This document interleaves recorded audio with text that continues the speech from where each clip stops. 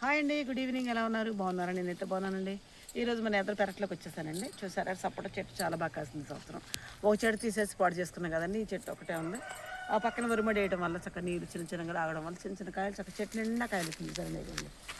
చక్కగా అండి ఈ సంవత్సరం చక్కగా కాయలు కాస్తుంది. మేమేం చేస్తామని చెప్పి చక్కగా కాయలు మొగ్గేసుకొని కొంచెం ఐస్ మొక్క ఫ్రిడ్జ్లో పెట్టేసుకొని కొంచెం ఐస్ గడ్డ వేసుకొని కొంచెం లోటాలో 10 కాయల వరకు చక్కగా శుభ్రంగా నీట్గా కడిగేసి తొక్క మొత్తం తీసుకొని అందులో అంత పంచదార వేసేసి అంత పంచదార వేసేసుకుని చక్కగా ఇది చేసుకొని తాగుతామండి. చాలా మంచిగా ఉంటుంది. ఆరోగ్యానికి ఎండాకాలం కదండి, చాలా మంచిగా అనిపిస్తుంది. చూసారు మన సపోటా చెట్టు ఏమనిపిస్తుందండి మీకు? ప్రతి ఇంట్లో కూడా ఒక చిన్న చిన్న ఇట్లా సపోటా చెట్లు ఉన్నాయనుకోండి, ఇబ్బంది లేకుండా సమ్మర్లో కొనుక్కోవాలని మొన్న ఎవరో కాయలు తీసుకొచ్చారండి. కేజీ ఎంత అంటే 50 రూపాయలు అర డజన్ అన్నారండి. ఎండాకాలం పిల్లలకు చాలా మంచిదండి ఇది. వేరే వేరే కాకుండా చక్కగా కొంచెం జ్యూస్ పట్టించుకుని ఐస్ వేస్తే జలుబు చేస్తారు అనుకుంటే ఐస్ వేయకుండానే పట్టుకోవచ్చండి. మా పిల్లలు కూడా, మా తమ్ముడు పిల్లలు కూడా జ్యూస్ అంటే వాళ్ళకి ఇష్టమేనండి.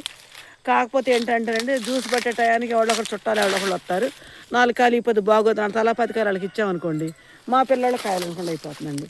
అది ఒక చెట్టే కదండి, మొన్న పక్క చెట్టు నరికినండి మా అబ్బాయి అంటున్నాడు. మొన్న నర్సరీ మొక్కల ఆలోచన పెట్టుకొని మా మమ్మీ చెట్టు నిష్కారణంగా బాడీ చేసిందని అంటున్నాడండి మన మా బాబు. నా మనసు కూడా అంతే అనిపించింది. కానీ అండి, మన పల్లెటూరులో మన ఇళ్ళ దగ్గర దొరికిన కాయలంటే చాలా బాగుంటాయి కదండి. అందరూ కూడా కొట్టుకాడ కాయలు కాదు, లహరి మీ ఇంటికాడ సపోటా కాయలు కాసినవి ఏమైనా మా ఫ్రెండ్స్ అడుగుతూ ఉంటారండి. ఎంతమంది ఫ్రెండ్స్కి ఇస్తామండి, ఎంతమంది చుట్టాలకి ఇస్తామండి? నాకు చుట్టాలు ఎక్కువేనండి, ఫ్రెండ్స్ ఎక్కువేనండి. ఎవరికి లేదని అనలేనండి.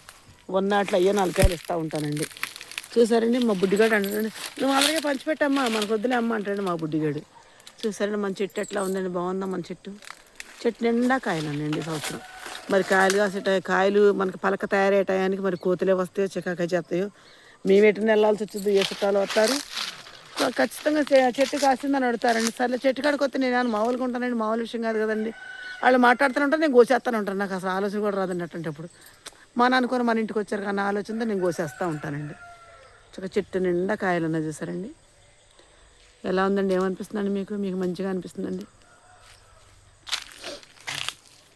సాయంత్రం సమయం కానీ చాలా మంచిగా అనిపిస్తుంది చెట్టు. పై రబ్బలు కూడా చాలా కాయలు ఉన్నాయి. కింద మరి ఎందుకో కానీ మరి చలికో ఏమో కానీ మంగులాగా అయిందండి. మొన్నటి వరకు మంగు ఉందండి. ఈ మధ్య కొద్దిగా ఎండ వేయటం వల్ల చక్కగా కాయలు శుభ్రపడ్డాయి. నూగు లేకుండా ఉంటే కాయ పండుద్దంటండి.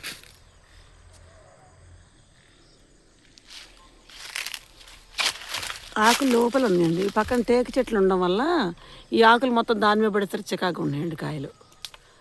పక్కన వరిపాలు వేస్తారు కదా, ఈ చల్లదనానికి ఏమో కానీ కాయలు కొంచెం బాగానే అనిపిస్తున్నాయండి.